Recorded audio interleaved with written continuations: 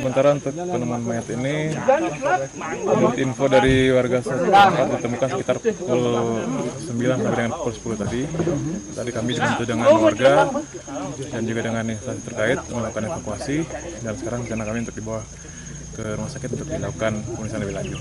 Dari kami belum bisa memastikan karena kita harus menunggu nanti dari keterangan pihak terkait untuk bisa menentukan terkait dengan jenis kelamin apakah laki ataupun perempuan.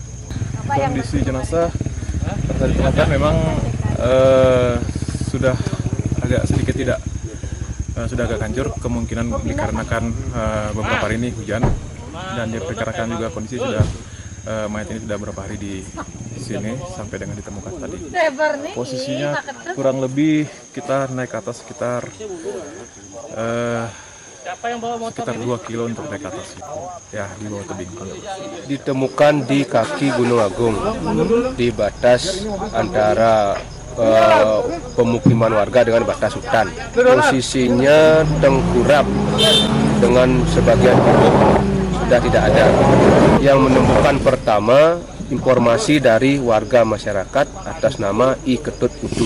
Saat itu Ketut Kutu akan menyabet, lalu mencium bau, langsung menuju ke arah sumber bau, dilihatlah ada mayat. Kira-kira jam 7 pagi.